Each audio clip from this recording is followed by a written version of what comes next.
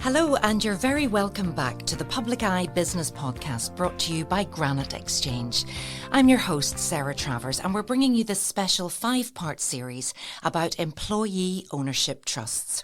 I'm very excited that on today's episode, I'm joined by our special guest, the Minister for the Economy, Conor Murphy, MLA. And we'll be discussing how he is supporting employee ownership, and we'll be talking about the resources available to businesses. Minister Murphy is also joined in the studio by Anthony McVeigh, who is the CEO of S&W Wholesale, which is an employee-owned company, or, as you like to say, Anthony, a company run for the benefit of the employees. So you're very welcome to the podcast studio. Thank you. Good to see Sarah. you. So, of course, Conor Murphy is a member of Sinn Féin and a prominent Northern Ireland politician. He was appointed as Finance Minister in 2020 and then as Economy Minister since February 2024. Conor advocates for sustainable economic growth that benefits all communities.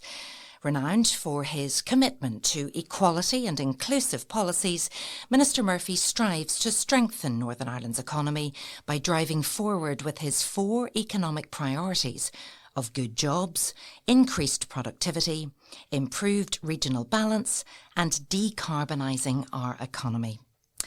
And Anthony has over 20 years of experience in finance and business management. He has played a pivotal role in driving the company's strategic growth and improving operational efficiency. His expertise in financial planning and analysis has been crucial in navigating the industry's challenges. And in 2023, last year, S&W Wholesale became one of the largest companies in Northern Ireland to transition to an employee ownership trust model, or an EOT. So quite a long introduction, but we're very pleased to see you both. And Anthony, I am going to start with you because, you know, we're fascinated by the whole EOT model, and there's so few companies currently using that mechanism. I think 10 currently. So we're really keen to find out a little bit more about, first of all, about S&W Wholesale and the significant move that you made in 2023. So welcome. Thank you, Sarah. Well, S&W Wholesale, like our roots actually date back to the early 1900s in the Newry area. You know, there was 2 companies, J&E Whitten and Newry Cash and Carry, which combined in the year 2000 to form Savage and Whitten Wholesale Limited. And we rebranded in the early, around 2020, 2021 as S&W Wholesale. And, you know, as a significant local employer, you know, we are involved in delivered wholesale throughout the island of Ireland, delivering into the convenience sector. And we employ just under 300 employees. Now, with any business, the future always comes into play. We are part of a buying group called Unitas, and we were talking to one of our peers in the buying group called AG Parfits, who are an EOT, and we were quite curious about how that actually worked. We were going over to see them about a new warehouse that we are in the process of developing, and as part of that build-up, I was asked by the shareholders to inquire about EOT status, and some of the local advisors actually said to us that it didn't apply in NI. And whenever we were over with Parfits, you know, being from a finance background, I was curious about the model, asked them quite a few questions, and then they turned around and said to us, have you ever considered it? And we said, well, actually, we've been told it doesn't apply in NI. To which they said, no, it absolutely does. And they introduced us to some advisors, and it kind of blossomed from there. And it became a form of succession planning for the business. You know, you have shareholders, no one gets any younger, and everyone wants to know the business is going to carry on because we've had such a long legacy within the Newry area. It's about maintaining that and knowing it's there for the future. Mm-hmm. And you weren't one of the original shareholders, but obviously with the finance hat on that you had, you could see that something needed to happen. So how easy was it to adopt the model? So you're quite right. I wasn't one of the previous shareholders. I was on the leadership team and I was on the board of S&W. The model itself is quite simple, but a lack of knowledge makes it sound very complicated. And whenever we spoke to the advisors, the solicitors we spoke to basically said, there's documents that you complete here. It takes about 6 weeks to get all this done. everything else is up to you. You know, organising the finance, organising the communication, organise the structure of the business afterwards, knowing what everyone's role will be after going from being a shareholder and an executive in the business involved day to day, all of a sudden to not owning it. And maybe your involvement starts to dwindle over a period of time. There's a new team coming up through. All of that comes into play. So I would have been heavily involved in that there. And the communication around it is crucial. It wasn't like you were going to introduce the employees to a business model that they were very familiar with and they were hearing about day in, day out. It was a bit of a boat from the blue for everyone. So all of that was part of my remit, was to manage that. And we probably spent about 6 months in planning for the day that we were going to communicate it. So there was a lot of work went into it, and I was essentially the project lead in that within S&W. Well, I'm going to park that for now, but I'm coming back to that because I really want to drill down into that. How do you get buy-in, especially if there's not that much information and people don't know about it? In fact, you're told that it doesn't even exist in Northern Ireland. So, Minister, I believe that Anthony introduced you to the employee ownership model. So what did you think when you heard about it first? Well, we were actually having a discussion with Anthony in relation to the relocation of S&W, and I wasn't aware of the model that they'd followed, and he started explaining it. I thought it was hugely interesting because as a local elected representative, as well as now having a responsibility as Minister of the Economy, when I met him I wasn't in office. I thought in terms of keeping businesses in the area, of keeping local businesses being able to continue to function, and in recognition that there are, pardon me, I'm sure it's not unique to here, a lot of family-owned businesses that for whatever reason the family chain, the next generation have the interest in the business or whatever, and they're in danger of just either selling out and moving on. And a lot of employees, having worked perhaps for generations for them, that there's a danger of losing out that. So I thought it was a good model for retaining a local ownership of a local business, keeping it in the area. And I think it also worked for the families because they themselves, that they had an attachment and a relationship to those who had worked for them, and they didn't want to just walk away and leave them picking up the consequences of someone else come in, perhaps buy it over, relocate it, absorb it into a larger organisation. So I think for the way Anthony described it to me, but for both the workers and the family themselves, the families that owned it, I thought it was a very good outcome in terms of that. So he had said to me, you know, it's not really promoted here. He said, we go over to England and we hear it's a very... I think 2,000 businesses are across the UK, the rest of the UK. Very and common Scotland model as well. in Britain. And so I had asked Anthony to give me a bit of paper on it so I would understand it better. And then when I came into office in the Department of Economy, I asked them to do a bit of research in relation to it, to say this has not been promoted by us or by Invest NI.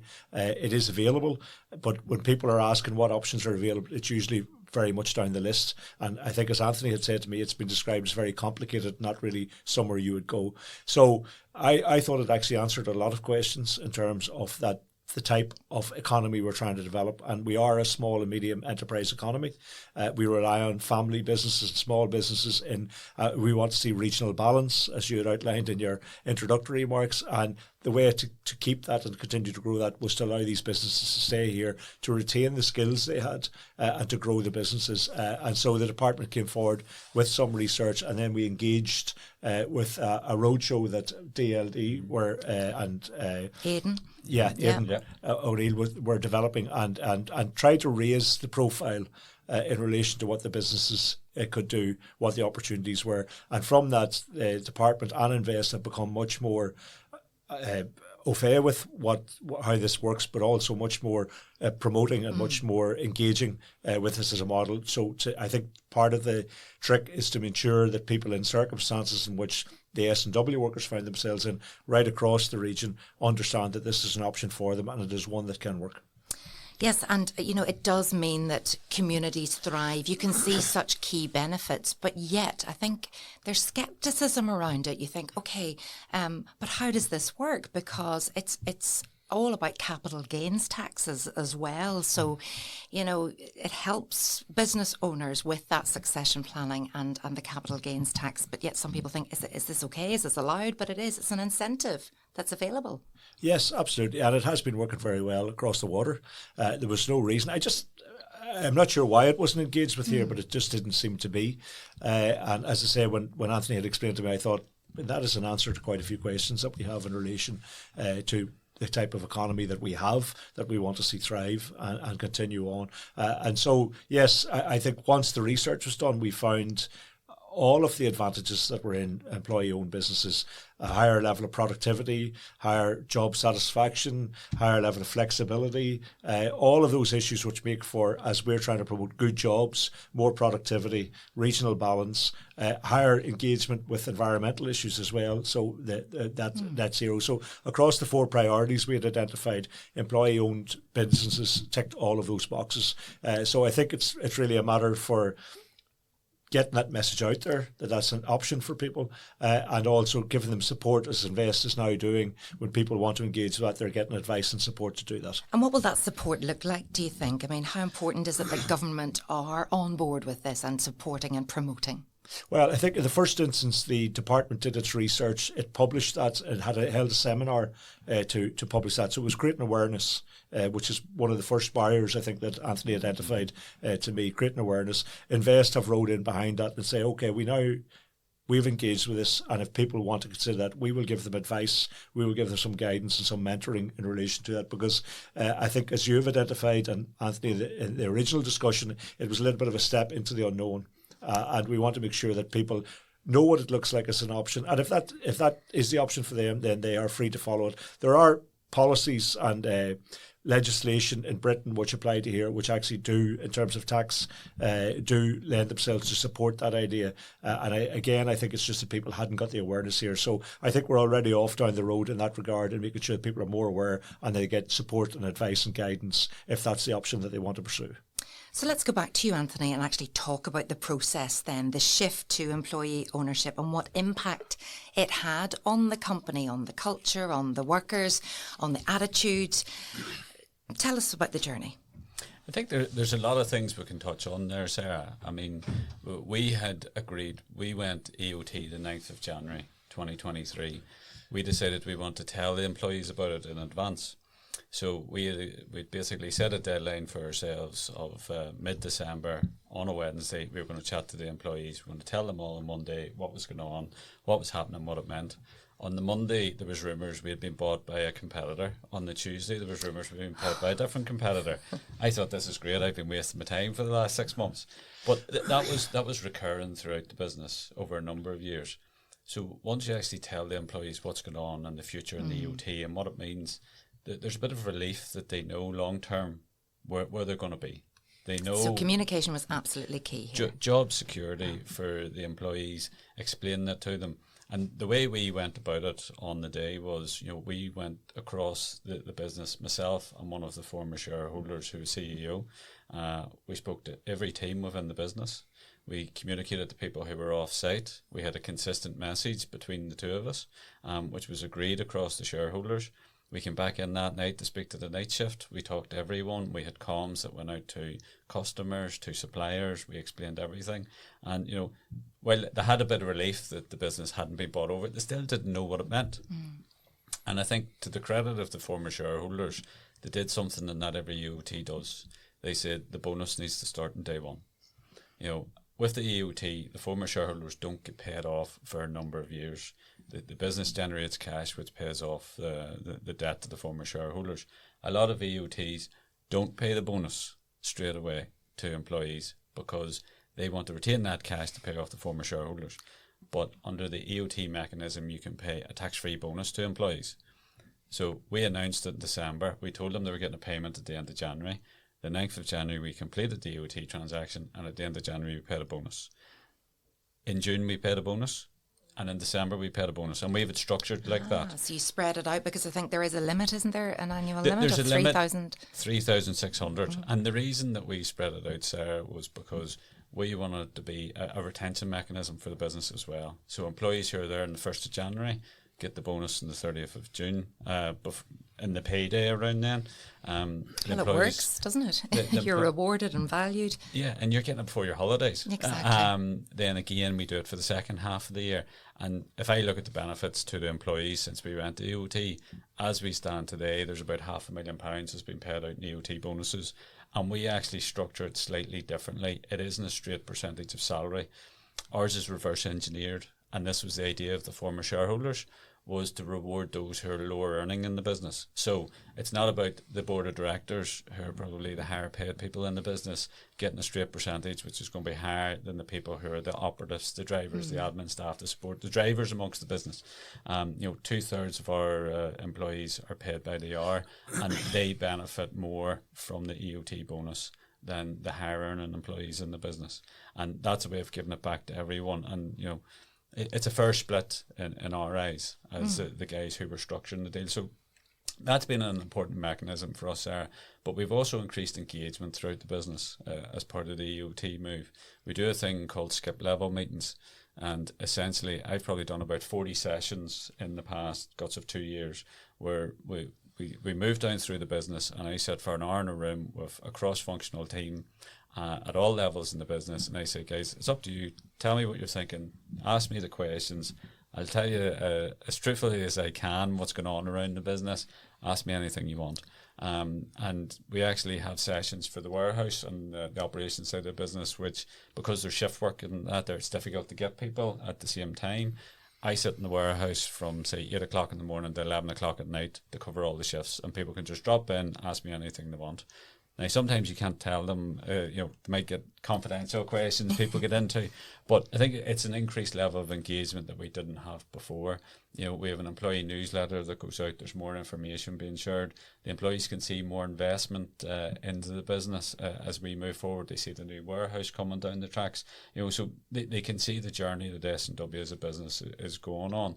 So the EOT for the employees has been quite beneficial, as well as we've improved some of the other benefits that employees get in relation to the likes of holidays, annual leave, death and service cover, things like that. There, we've tried to improve as much as we can for the employees in terms of incremental benefits. And is there that sense of ownership? Do they feel like we own this, we make more decisions, and therefore, what change have you seen there?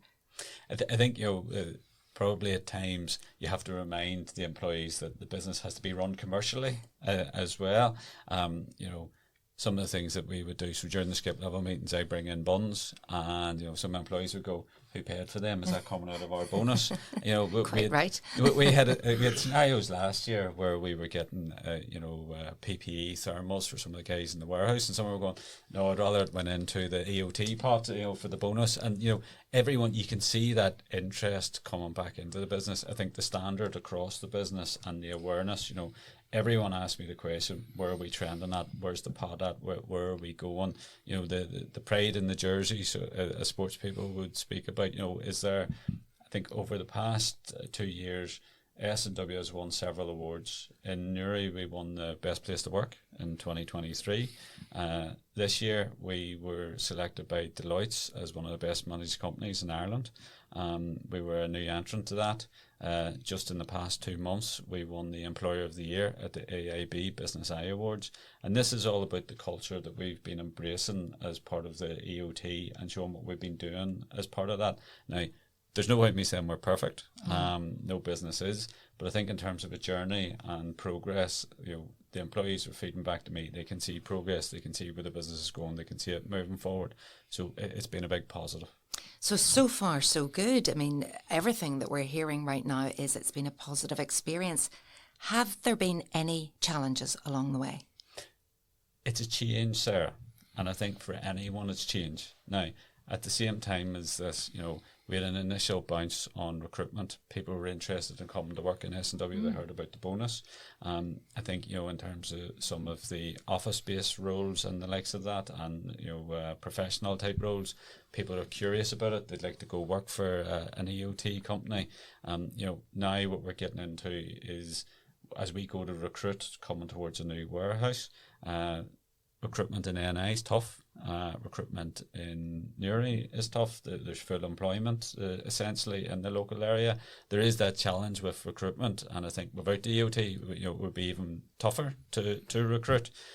Over the past 2 years, lots of things have been going on in the local economy and the greater economy. Business isn't easy at the minute. What you're having to remind employees about is, the likes of the bonus is not guaranteed. It's based on business performance. I was mentioning to people earlier in some of the skip level meetings I've been having, people have said to me, what about the UK budget and the impact of that on our EOT for next year? And you're having to say, listen, as a business, we have to manage that. We've had challenges this year, which we've had to manage to make sure we hit our targets and hit our performance. Next year, we know that there's some headwinds coming down the tracks with the likes of national insurance and things like that. And you have to be honest with employees and say, we have to manage that to make sure we attain the levels that allow us to pay out the bonus. So not everything is plain sailing, and business isn't plain sailing. And I think people just need to understand that as well. Well, they're bought into the bigger picture, so they know that they're all hands to the wheel, or whatever the saying is. But what I'm getting a sense of is that pride in what you do, that pride in the jersey, as you're saying, Minister. Employee ownership is often linked with greater workplace satisfaction and innovation, and I know that's something that's very important to you. So this model seems to tick the boxes. Yes, absolutely. I was particularly attracted when Anthony explained in their model that they were rewarding the lowest paid workers.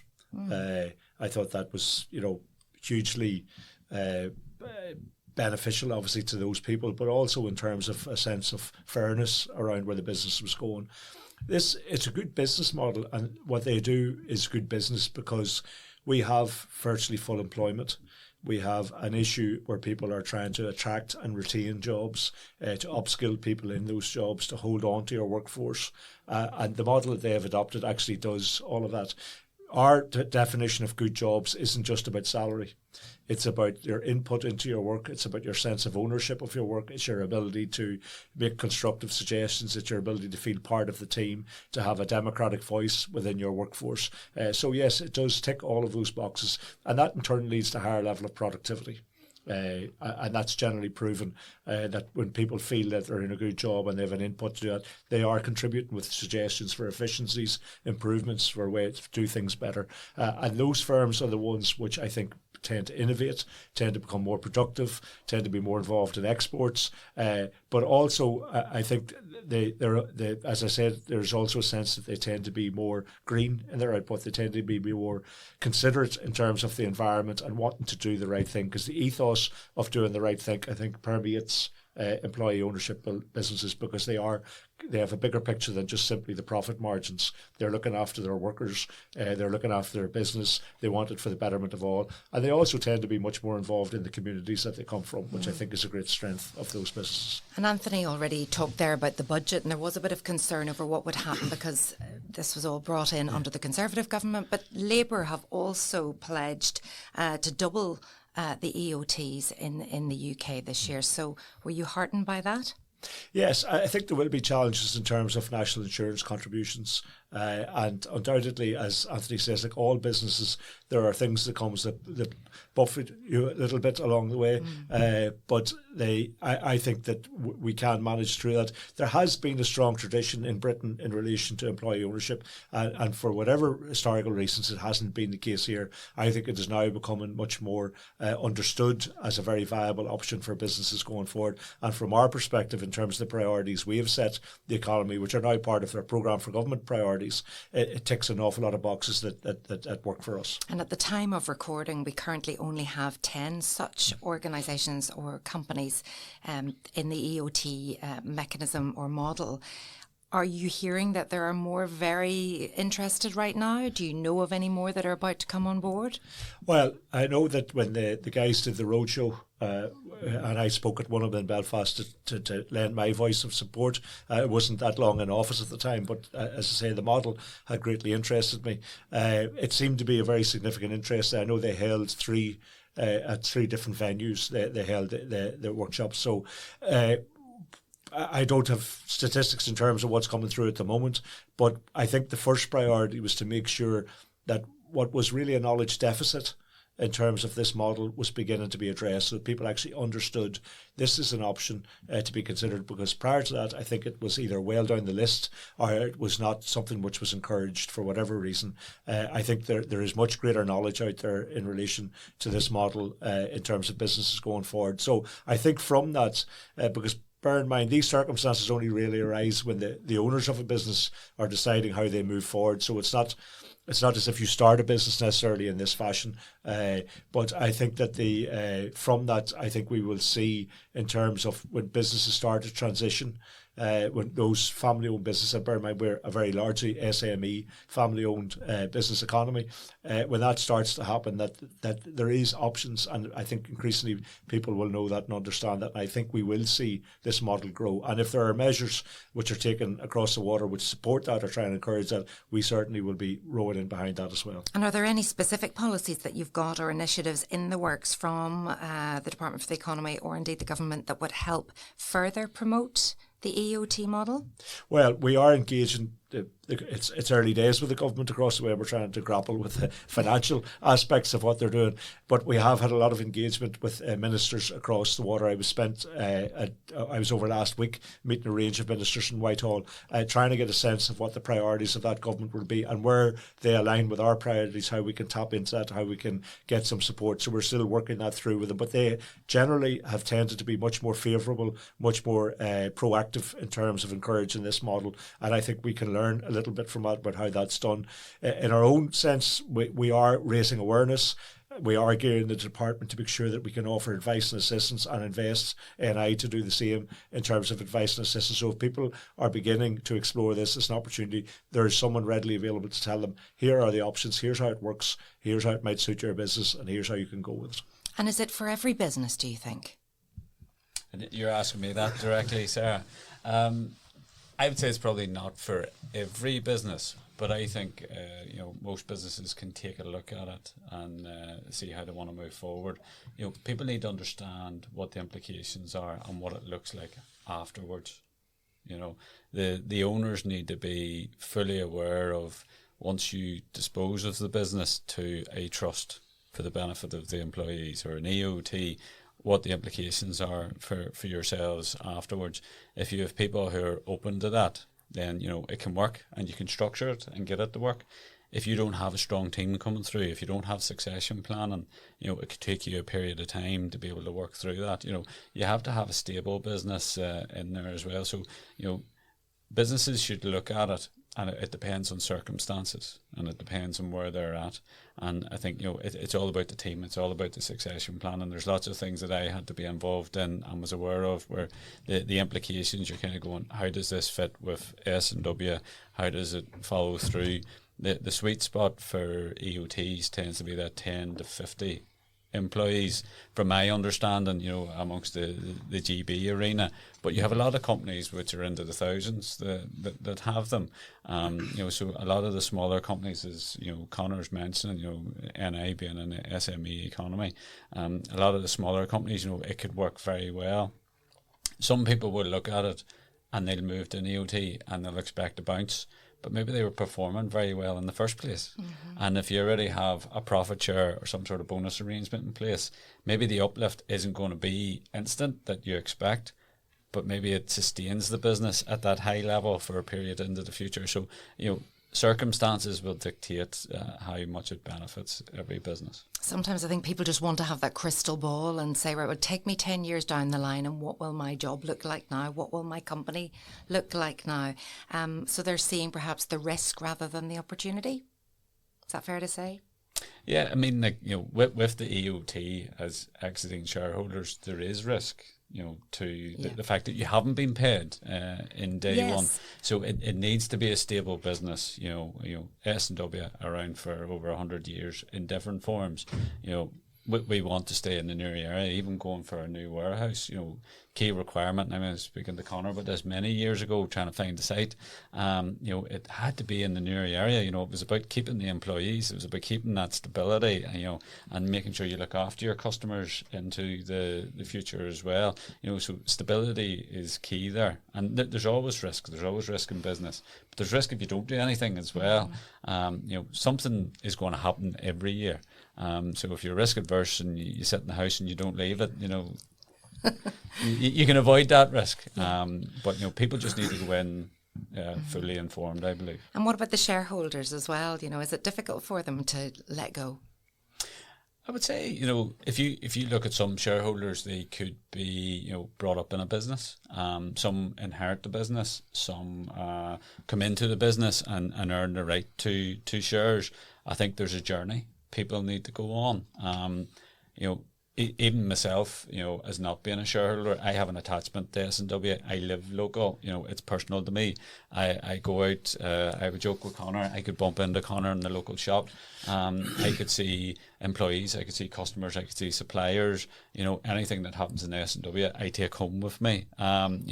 My family will hear about what goes on in S&W and things like that. And that's the nature of it. So, as shareholders, it is going to be personal to you, and, you grow that attachment and you want to see it do well. Mm-hmm. I would say that's one of the reasons that the former shareholders in S&W wanted to see the likes of the employee bonus brought in early. That they wanted to see people rewarded, because there's alternative options to succession planning. They're not always right for the business. They're not always right for the employees. A trade sale, flotation, private equity, things like that there. And I'm not saying, that there's anything wrong with any of those models. But, in individual circumstances, maybe it's not right for the employees, maybe it's not right for the former shareholders. So I think it's taken all of that into context there. And what advice then would you give to other businesses who are listening to this today, excited about what they're hearing? What first steps should they take if they're interested in transitioning, I suppose? I think there's a few things for me. One is your advisors. Make sure you speak to people who are au fait with the process. It's straightforward, but there's complexities in it, which, experienced advisors will be able to navigate. Obviously, you have to get the business valued. It has to be a market value. There's lots of complexity around that. Go to someone who's experienced in the area, who understands it. There needs to be an agreement between the shareholders at the time and those who are carrying the business forward, what that looks like, but also what roles look like into the future. Essentially what we would have done at S&W is a 5-year plan of who's the bodies in the chair doing the role, and go right, what does the transition look like over the next couple of years, and understand, is the skill set in the business, does it need to come into the business, do people need developed, all of that there. And there's also a finance impact. There has to be some sort of funding potentially attached to this. And from my experience, I'd worked in banking previously, and I leveraged on a few relationships that I had to discuss banking arrangements and the likes of that. And I think the key for me is the ability to finance these transactions into the future as well. Finally, Minister, where do you see the future of employee ownership in Northern Ireland in the next 5 to 10 years? And what impact do you hope to see on both the economy and the people living here? Well, I think it's an idea that has started to gain traction. And I didn't think when myself and Anthony had the first conversation we would be sitting doing a podcast. I would be Minister for the Economy at the time. So I think we're now in a much better position in terms of they haven't developed a successful model. And now others like Adrian and people like that are actively promoting this model. The department and Invest NI rowing in behind that promotion. So I think we're in a much better place than we were a few years back with our initial conversation. So I see understanding, awareness, interest in this as a proposition growing.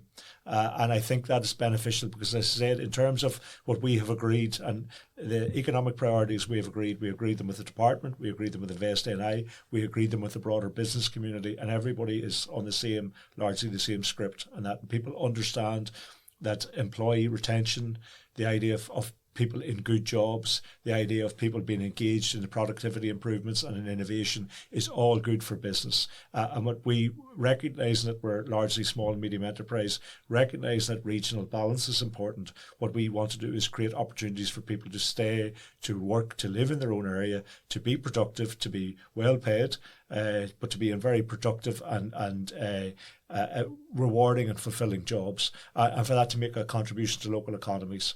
So I see this as being very beneficial in the longer term for us, and it has been beneficial in other countries where it is much more prevalent than it is here. And statistics show that it makes all of the contributions that we have prioritised in terms of growing our economy in a sustainable way. And so I see it very much as a model that will come more and more to the forefront, as not for everyone, as Anthony says, but for certainly fixing a lot of issues where people would be worried about future employment. There's no certainty in business, and one thing business always strives for is certainty, and that's because they recognise it is an uncertain world. And for employees, perhaps now thinking more in terms of what's the future of the business look like, I think that's a good thing, because people are then invested in the business that they're working for rather than someone else taking decisions for them. But you can make it as certain, as stable as you can by putting arrangements in, such as have been put onto the employee ownership model. And I think it does represent a very good way forward for us. It is very exciting. And a final question for you, Anthony, as well. I'd love to talk to you a little bit about your goals for the long-term goals for S&W Wholesale, but also about sustainability and corporate responsibility, which I know are top priorities for many businesses today, and I'm sure yours too. Mm-hmm. Well, I think if I start off with the goals for S&W, I mean, we are looking to move to a new warehouse in the next 12 to 18 months. We would like to get that embedded. We would like to continue to grow the business and grow the benefits that the employees get out the back of that, in terms of what matters to people is cash, getting paid more, having a nice lifestyle, having a comfortable lifestyle. I think, my ambition for S&W is to see that come to fruition and to really be an employer of choice, not just in the local area, but further afield whenever we're recruiting and the likes of that, and see the business continue to grow. Sustainability, I think one of the big sustainable factors for us is the sustainability of the business as a whole, which the EOT concept gives us longevity. We're looking at a lot of things that we can do within our control, using green energy for electricity sources. Our fleet of cars for our sales guys is electric as far as it can be. Infrastructure sometimes impacts that in certain areas. We try to be as renewable as we can be within the business, within the constraints that our sector operates in. In terms of the community, I believe that over the last 18, 24 months, S&W has really stepped forward in relation to that. We're probably a bit of a sleeping giant when it came to things like that and being visible in the community. Last year we did a build up to Christmas era where we did, 5 charities, £1,000 each, most likes on Facebook, things like that. There got great traction. There's lots of promotional activity we're doing with, different charities in the Newry area, and lots of support we're doing there. We have a lot of Christmas events coming up. We do a lot of donations in the local area to different communities, and I've spoken to some of Conor's colleagues about the local community associations and the likes of that, where we can do a bit more. And, people are crying out for the likes of food. We have food products, we're happy to donate things. And I suppose the key for us is we don't want to do one big bang where one charity, one community association gets the lot. We try to spread it out, and some people think maybe you're not giving as much as you can to one, but we'd rather spread out and see more people benefit from it than just the one. So I think that's something that S&W, for us, the community ethos, because the whole point of S&W, we supply convenience stores. And during COVID, that really hit home, the convenience store being an essential factor in the local community. A lot of our stores are rural, we're providing it in. That is the closest place people can get to get food supplies, bread, milk, all the rest of it. So local communities mean a lot to us, and we want to really showcase that. Your stores are lifelines to the communities, but your business wouldn't exist without those customers. So it is wonderful to hear about responsible business and business for good, and that's definitely what it's all about. I would rather live in a world like that. So thank you so much for joining us for this special series that we're bringing you on employee ownership trusts. Thank you so much to the Economy Minister, Conor Murphy, MLA, for joining us in the studio. And it's been fabulous to hear from you too, Anthony McVeigh, CEO of S&W Wholesale. And we'll have more for you in the next episode. Thanks for tuning in.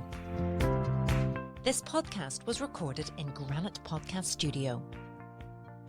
Interested in starting up your own podcast but don't know how? Granite Podcast Studio can help. Record your podcast in our state-of-the-art studio, which is based in the heart of Newry City. Our studio has cutting-edge and user-friendly technology and can seat up to 4 people. We also provide an editing service where our team, using your guidance and editing notes, to provide you with a flawless finished product, leaving your listeners wanting more. For more information on how you can get started, visit www.granitepodcaststudio.com.